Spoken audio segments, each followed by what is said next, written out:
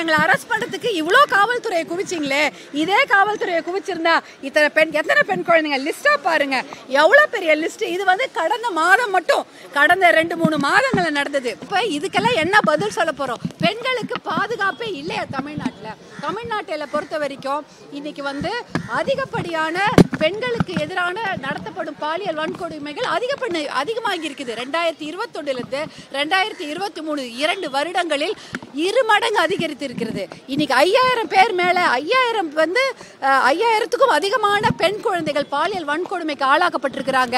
அப்படின்னா 11% அதிகமா இருக்குன்னு சொல்றாங்க. அப்படின்னா ஒரு மாநிலம் என்றால் அது பெண்களுக்கு பாதுகாப்பான மாநிலமாக இருக்க வேண்டும்.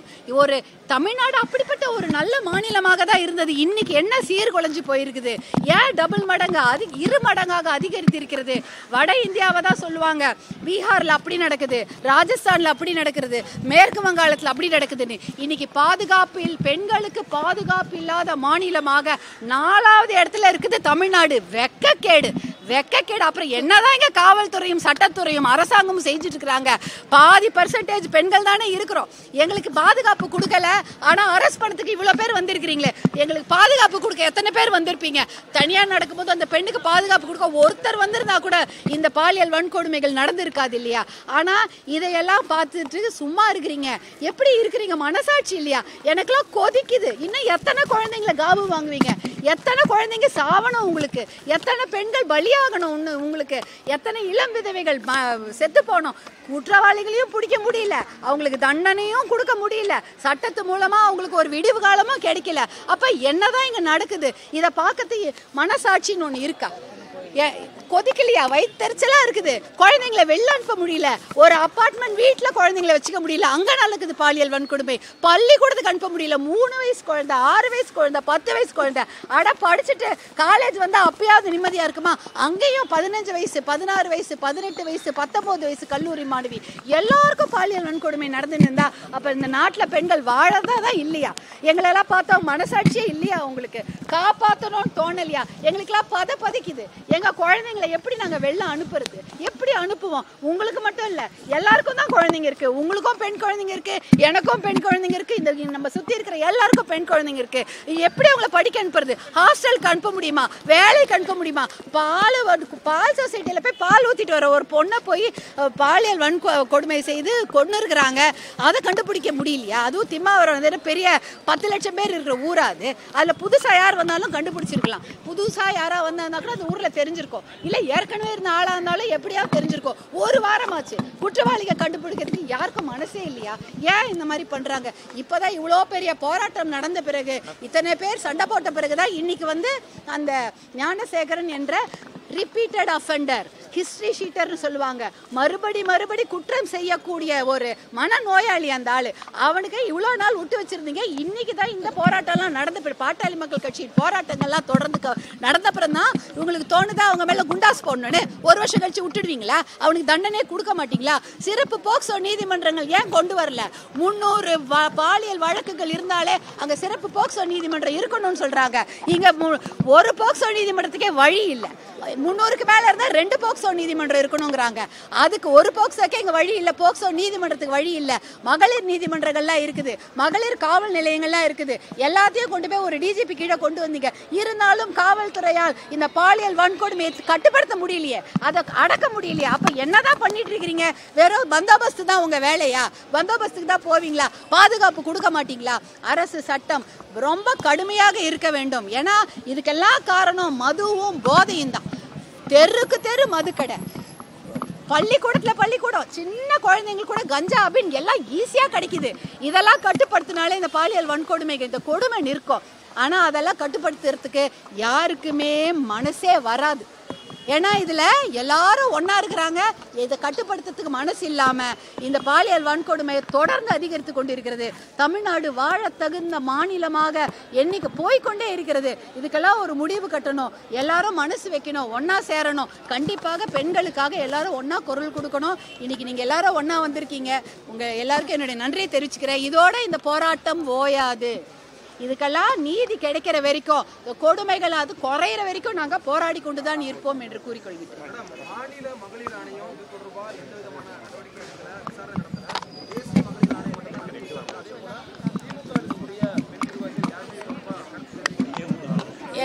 எல்லாருமே கண்டனம் தெரிவிக்கிறாங்கங்க.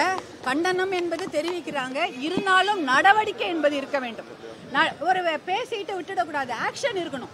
ஆக்ஷன் இருந்தாதான் அதுக்கான ஒரு விளைவை நம்ம பார்க்க முடியும். அந்த ஆக்ஷனை வரவழைக்கிறதுக்கு தான் இன்னைக்கு இவ்வளவு பெரிய போராட்டம் நடக்குது. 2 மடங்கு வந்து பாலியல் வன்கொடுமை தமிழ்நாட்டுல 2 வருஷமா அதிகரிச்சிருக்கு. என்ன டேட்டாவை பேஸ் பண்ணி சொல்றீங்க? அந்த தகவல் ஆணையம்ல நம்பரோட கொடுத்துருக்குறாங்க. படிக்கிறதுனா படிக்கிறேன், ஆனா அது ஒரு 2 பக்கம் போகுது. நம்பரோட இருக்கு. நீங்க பாத்தீங்கன்னா 5000க்கு மேல இருக்குது. இதெல்லாம் பதிவு பண்ணப்பட்ட கேஸ். பதிவு பண்ணாம இன்னும் எவ்வளவு இருக்கும் பாருங்க. இந்த பெண்கள் தொடர்பான போராட்டத்துக்கு காவல்துறை வந்து தொடர்ந்து அந்த அனுமதி மறுக்கிறது. இப்போ நீங்க பாமகவா இருக்கட்டும், திமுக, பாஜக, அதிமுக மறுக்குது. ஆனா மத்திய அரசு கண்டிச்சோ இல்ல அமித்ஷாவை கண்டிச்சோ நடக்கக்கூடிய போராட்டத்துக்கு வந்து காவல்துறை அனுமதி வழங்குது. இது எப்படி பாக்குறீங்க? காவல்துறை வந்து அவர்களுக்கு கொடுக்கப்பட்ட ஆணையை தான் அவங்க செய்து கொண்டிருக்கிறார்கள். அவ்வளவுதான். அதுக்கு மேல அரசு திட்டமிட்டு தடுக்குது. ஆமா, கண்டிப்பாக திட்டமிட்டு தான் இது தடுக்கப்படுகிறது. இல்லைன்னா இந்த குழந்தைங்களுக்காக போராடுறதுக்கு எல்லாரும் சேர்ந்து போராடி இருக்கணும், ஆதரவு கொடுத்துருக்கணும். எல்லாரும் குழுமி அந்த வள்ளுவர் கோட்டத்தில் நாங்கள் எல்லாம் அமைதியான முறையில் வண்டியில் வந்து குழுமி இருக்கிறோம். அந்த சமயம் அனுமதி கொடுக்காம ஒரு அராஜக போக்கில் எல்லாரையும் கொண்டு போய் வண்டியில் ஏற்றிட்டு அங்கங்கே தடுத்து நிறுத்தி பண்றதெல்லாம் ஒரு மிகப்பெரிய சதி திட்டம். நீதிமன்றமே அனுமதி கொடுக்கல மேடம். அவங்க ஜட்ஜே சொல்லியிருக்காங்கல்ல போராட்டத்துக்கு. நீங்க போராட்டத்துக்கு அனுமதி கேட்கும்போது நீதிபதி போராட்டத்துக்கெல்லாம் அனுமதி கொடுத்துட்டாங்க.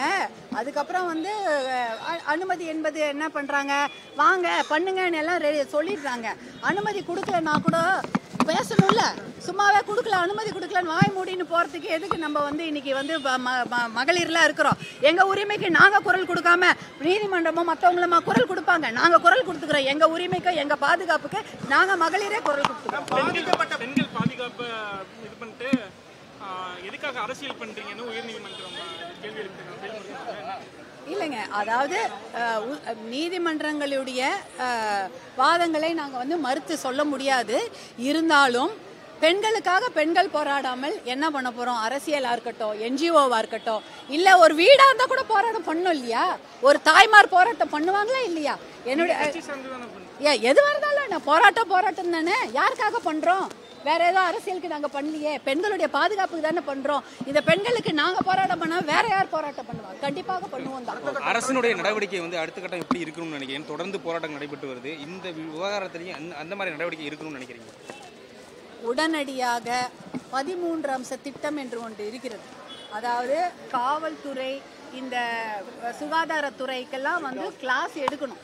எப்படி இந்த மாதிரி பாதிக்கப்பட்ட பெண்களுக்கு எப்படி அணுகிறதுன்றது கிளாஸ் எடுக்கணும். அவங்க பேரையும் இதையும் வந்து உடனே டெக்னிக்கல் கிளிச்சுன்னு சொல்லிட்டு எஃப்ஐஆரில் வெளியிலலாம் விடக்கூடாது. இதெல்லாம் பார்த்துக்கணும். அதே சமயம் எந்த இடத்துல பாதுகாப்பு கொடுக்கணும் அதெல்லாம் கொடுத்துருக்கணும். அது ஒன்று.